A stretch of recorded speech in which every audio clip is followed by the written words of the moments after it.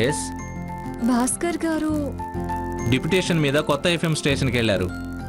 మీరు సీత స్టాఫ్నే సార్. సీత? నువ్వేనా సీత అంటే? నేను టెర్మినేట్ చేశారు కదమ్మా.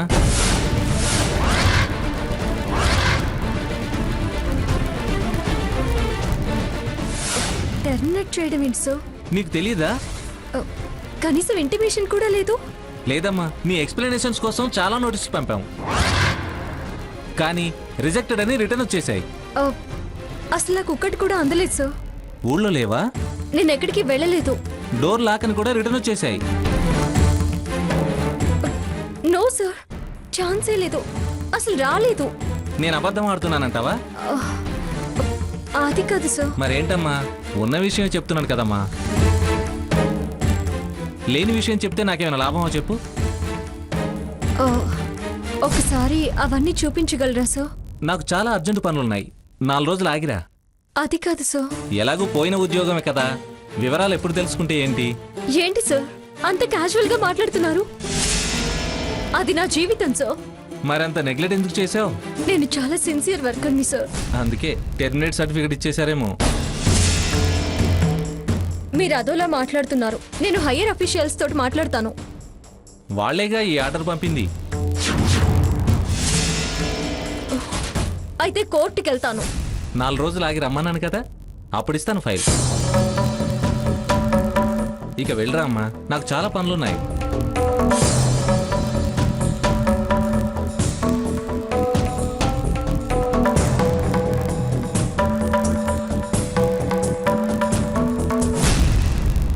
సీత, ఏంటి ఏంటి ఉద్యోగం పోయిందా? ఓ తెగ లెక్చర్లు ఇచ్చావు కదా, అందుకే పోయిందిలే. వెళ్ళి ఇంకో ఉద్యోగం వెతుక్కోపో అమ్మా.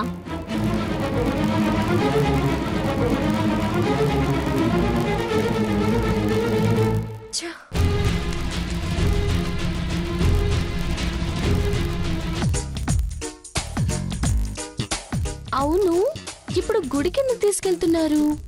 గ్రాని చెప్పింది విన్నావుగా. మనమున్న సిచ్యువేషన్ లో ఆవిడ ఆశ నెరవేరలేదు కదా, మరెందుకు వెళ్ళావు? ఆమె తృప్తి కోసం. మన సంగతి ఆవిడకి తెలియదుగా. ఇలా చేయడం మోసం కదా. ఏదో ఒకటి.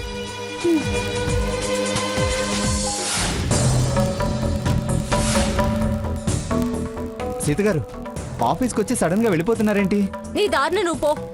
సీత గారు, మీరు ఎందుకు వెళ్ళిపోతున్నారు సీత గారు? చెప్పండి సీత గారు. సీత గారు, ఏమైందండి? ఏదో అయింది అన్నీ నీకు కావాలా? ప్లీజ్, అసలు ఏమైందండి? ఒకటి నువ్వు చెడగొట్టావు, ఇంకొకటి వాళ్ళు పోగొట్టారు. సెలబ్రేట్ చేసుకోపో. కాదు, టెర్మినేట్ అంటున్నారు. విన్నావు కదా, ఇంకా అడుగుతావే? అయ్యో నోనో, నా ఉద్దేశం అది కాదండి. నేను క్లియర్గా వినలేదు. వెళ్ళి అడిగిరా, చెప్తారు. వెళ్ళ. ప్లీజ్ సీత గారు, ప్లీజ్ సీత గారు, ప్లీజ్. సీత గారు, నాకు అలాంటి ఏ ఉద్దేశం లేదు సీత గారు. ప్లీజ్ సీత గారు, నా మాట నమ్మండి. చూస్తున్నావా, దాన్నేమంటావు? ఏదో గొడవ పడుతున్నట్టున్నారు. చిచ్చి, బజారు మనుషులు. తప్పుగా మాట్లాడదు బావా. ఏంటది? ఏంటది రోడ్డు మీద అసహ్యంగా? విషయం తెలియకుండా మాట్లాడుకో. స్వర్ణ, కవర్ చేయాలని చూడకు. చెప్తానుండు.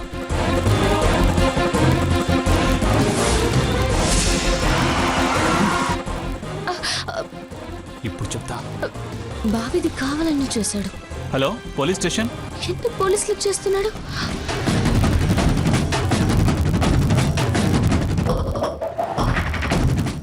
రేయ్, యూ స్టూపిడ్.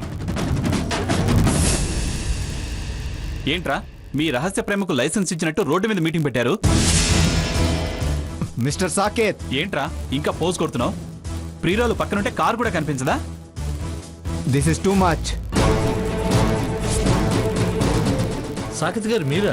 ఏంటి సార్ గొడవ? వీళ్ళిద్దరూ రోడ్డు మీద లైలా మజ్నులా న్యూసెన్స్ క్రియేట్ చేస్తూ నా కారుకి డాష్ ఇచ్చారు.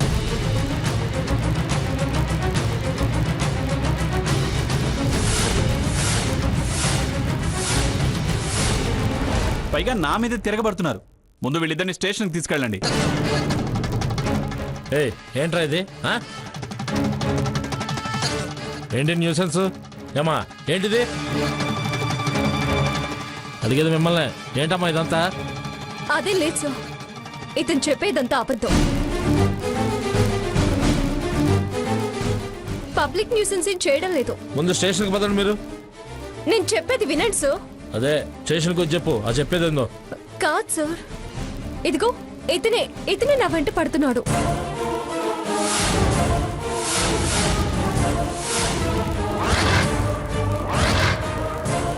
నన్ను రోజు టార్చర్ చేస్తున్నాడు.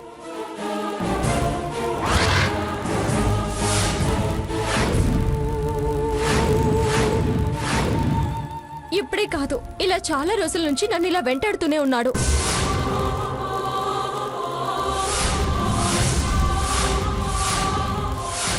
నువ్వు చెప్పేది నిజమేనా? కావాలంటే నేను కంప్లైంట్ రాసిస్తాను.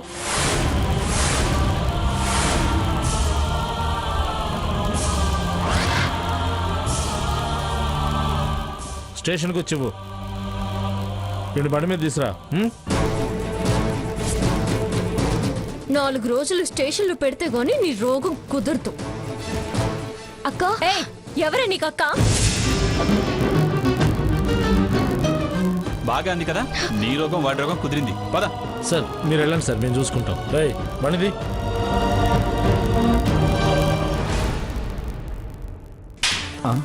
రేయ్, చక్కగా ఉద్యోగం చేసుకునేవాడివి ఆడపిల్లలు వెంట పడటం అల్లరి చేయడమేనా నీ పని? మీ వాళ్ళు ఎవరూ లేరా? దేనికి సార్? తమరి ఘనకార్యం చెప్పి సన్మానం చేయిద్దామని. సార్ వాళ్ళు తప్పుడు కంప్లైంట్ ఇచ్చారు, మీ వాళ్ళు తీసుకొచ్చారు. నేను అలా అమ్మాయిని అలర్ట్ చేసేవాడిని కాదు. అదంతా ఎంక్వైరీ చేసిన తర్వాత తెలుస్తుంది, కానీ ముందు మీ వాళ్ళ అడ్రస్ నెంబర్ చెప్పు. నా సెల్ మీ దగ్గరే ఉంది సార్. కానిస్టేబుల్.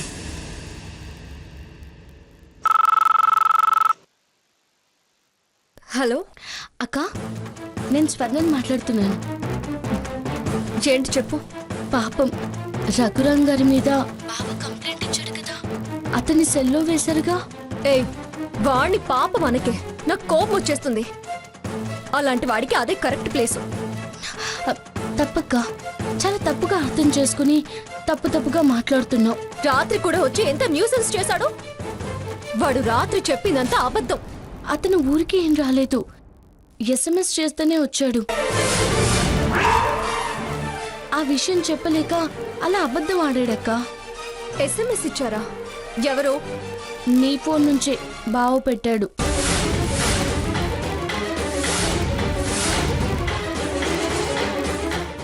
ఏంటి నువ్వనేది? అవును, నీ ఫోన్ తీసుకొని బావేదో చేయడం నేను చూశాను. తర్వాత phone out going calls, SMS అన్ని చూశాను. చేయాల్సిన ముచ్చు పని చేసి మళ్ళీ అన్నీ డిలీట్ చేశాడు. నువ్వు అర్జెంటుగా మా ఇంటికి రా అని మెసేజ్ పెట్టాడు. వచ్చాక అతను కారణం చెప్పలేక ఇబ్బంది పడ్డప్పుడు నాకు అర్థమైంది బావే SMS పెట్టాడు అని. సాకేత్ ఎందుకలా చేశాడు? దానివల్ల ఏంటి లాభం? నువ్వంటే శాడిజం, అతని మీద నీ మీద కోపం, మిమ్మల్ని అవమానపరచాలని చేసుంటాడు. అలాగా? నీకు ఇంకో విషయం తెలుసా? ఇంకోటా? ఏంటది? మండపంలో ఫోటోలు కనపడకుండా చేసింది కూడా రఘురామే. వాట్? అవునక్క, రఘురాం మండపానికి వచ్చాడు, బావ గదిలోకి వెళ్ళాడు. అవి చూసే బాబాయ్ బావకి చెప్తే అంత గొడవ చేశాడు.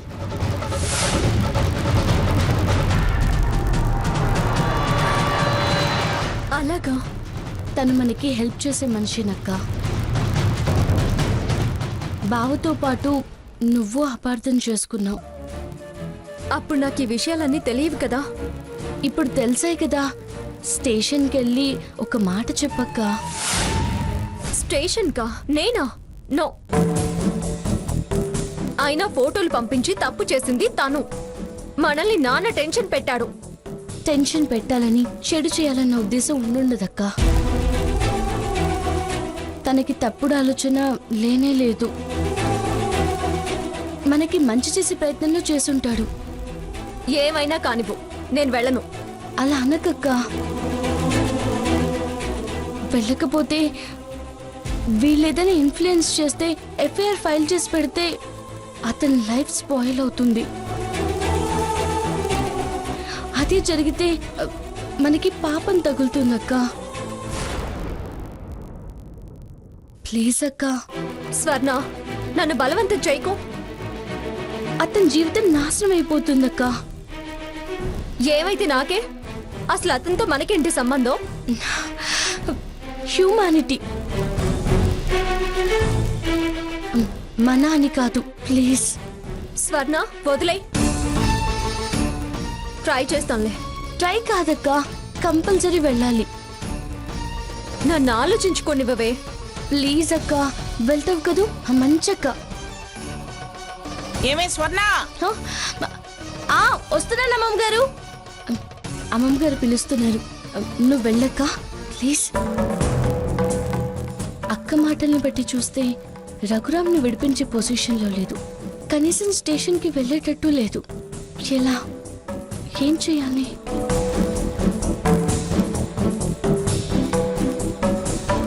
ఏంటమ్మా, ఏంటి ఆలోచిస్తున్నావు? నాకు సాయం చేస్తారా? అసలు మ్యాటర్ ఏంటి? గుడికెళ్ళొస్తుంటే రఘురామ్ బైక్ బావ కారు యాక్సిడెంట్ అయింది. అందులో రఘురామ్ తప్పేం లేదు. మీరు ఎలాగైనా అతన్ని విడిపించాలి. అవును, నీకేం ఇంట్రెస్ట్? ఇంట్రెస్ట్ కాదు, పాప భీతి. పైగా అతన్ని నిన్న మా ఇంటి దగ్గర చూశారు కదా, ఎన్ని మాటలు అన్నారు. మాకెప్పటి నుంచో తెలుసు. చాలా మంచోడు, హెల్పింగ్ నేచర్ ఉన్నతను. ఎలాగైనా విడిపించండి ప్లీజ్ తాతయ్య.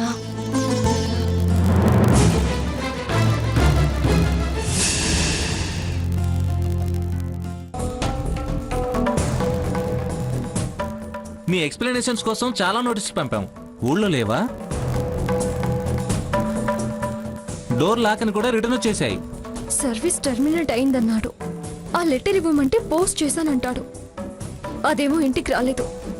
రాకపోవడం కూడా ఒక అందుకు మంచిదే అయింది. ఇంట్లో తెలీదు. ఓ కాపీ ఇవ్వండి సార్ అంటే ఆఫీస్ కాపీ ఒక్కటే ఉందంటున్నారు. అలా జస్ట్ ఆయన మాటల్ని బట్టి జాబ్కి వెళ్లకుండా ఉండడమేనా? అయినా పర్మనెంట్ అయిన జాబ్ అలా ఎలా తీసేస్తారు? ఛ! నేను మాత్రం ఎలా దాన్ని వదిలి సోరుకుంటాను? అవసరమైతే లీగల్గా ప్రొసీడ్ అవ్వాలి. ఎస్, లీగల్గా ప్రొసీడ్ అవ్వాలి. ఎవరిని కన్సల్ట్ చేయాలి? తాతయ్య గారు చాలా మంచివారు. పైగా జడ్జ్గా వర్క్ చేశారు. కన్సల్ట్ చేస్తే డెఫినెట్గా మంచి ఐడియా అన్నా ఇస్తారు, లేదా అడ్వైస్ అయినా చేస్తారు.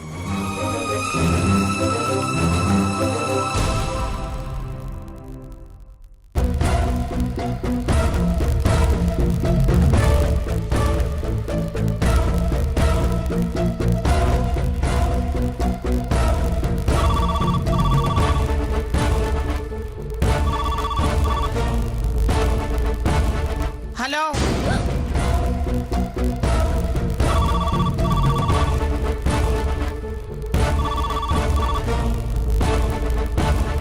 Hello hello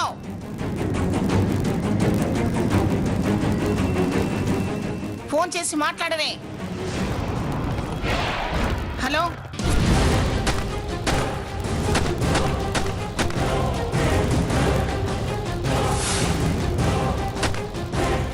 hello hello. అమ్మో, ఈవిడ గారు లిఫ్ట్ చేసిందేంటి? తాతయ్య ఎక్కడ ఉంటారు? హలో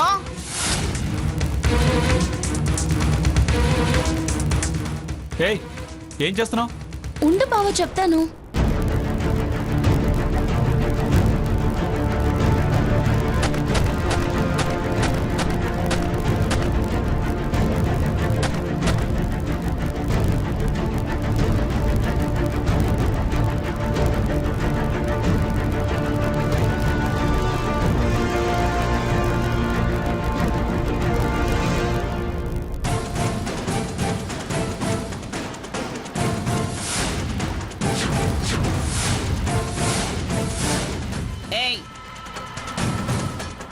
ఏమిటి ఆ ఫోటో అక్కడ పెట్టావు?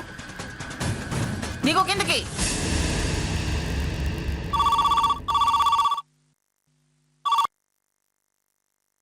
హలో తాతయ్య గారు,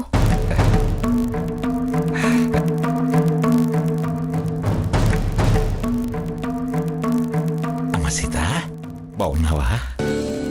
ఆ, బాగున్నాను తాతయ్య గారు. మీరు? నాకేమమ్మా బ్రహ్మాండంగా ఉన్నాను.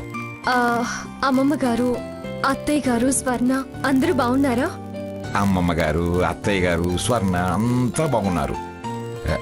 అది సరే, నువ్వు ఫోన్ చేసిన కారణం చెప్పు. ఆ, తాతయ్య గారు, అది అది నాకు చెప్పడానికి మొహమాటం ఎందుకమ్మా, చెప్పు. మాట్లాడవేమి? చెప్పు. అర్థమైతే ఇలా తల తిక్కమల్ని ఎందుకు చేస్తుంది? ఇందులో అర్థం కాకపోవడానికి ఏముందమ్మమ్మా? ఆయన మిమ్మల్ని నెత్తినెక్కించుకున్నారు, నేను గుండెల్లో పెట్టుకున్నాను.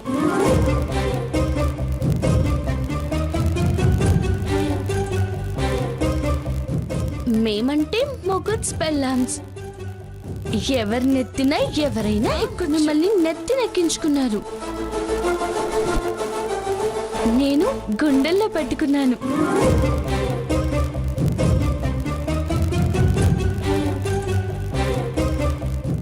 మేమంటే మొగుడ్స్ పెళ్ళామ్స్. ఎవరి నెత్తిన ఎవరైనా ఎక్కొచ్చు. చూడు చూడు ఎలా మాట్లాడుతుందో చూడు. అదొక్కటే మాట, మరో మాట లేదు. టర్మినేటెడ్, టర్మినేటెడ్ అంతే. ఉమ్, ఏమైనా అనని, నేను చెప్పేది కరెక్టే కదా మమ్మా? నేనా సిరిలిన్ ఇంట్లో పుట్టిందాన్ని. చూడండి, ఈ ఇంట్లో పడ్డాను. ఇలా మీ ఫోటోని నెత్తిన కాకుండా ఎదురుగా పెట్టుకుంటే అష్టలక్ష్మి అమ్మవారిని ప్రతిరోజు మార్నింగ్ చూసినట్టుంటుంది.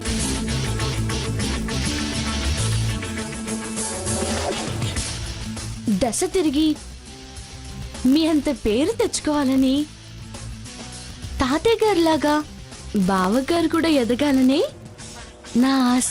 తప్ప అమ్మమ్మ? ఈ ఫోటో ఇక్కడ పెట్టడం తప్ప? లేదమ్మా, నీ తప్పేమీ లేదు. ఇందులో ఏదో కిటుకుంది. నువ్వు ఓ పని చెయ్యి. నీ సర్వీస్కి సంబంధించిన పేపర్స్ అన్నీ నా మెయిల్ ఐడికి పంపించు. నేను నీ కేసు సర్వీస్ మ్యాటర్స్ డీల్ చేసే మంచి లాయర్కి అప్పగిస్తాను. మొత్తం బండారం బయటికి లాగుదాం. ఆ, ఏం పర్వాలేదంటారా?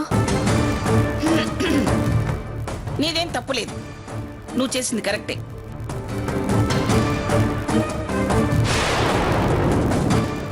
నేను చెప్తున్నాను కదా, వాడి మాటలు పట్టించుకోకు.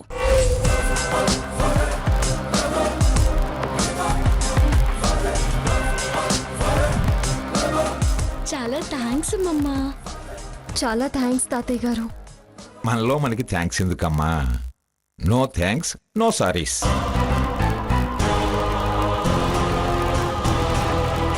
ఫ్రెండ్షిప్ లో no sorry, no thanks. Okay?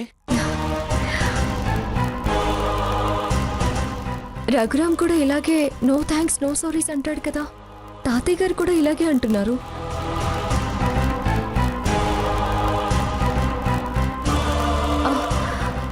ఈరోజు నేను మీకు మెయిల్ పెడతాను తాతయ్య. అది మంచి పని చేసిన ఈ కసుబుసులేమిట్రా సాకేత్? నువ్వేం పట్టించుకోకమ్మా.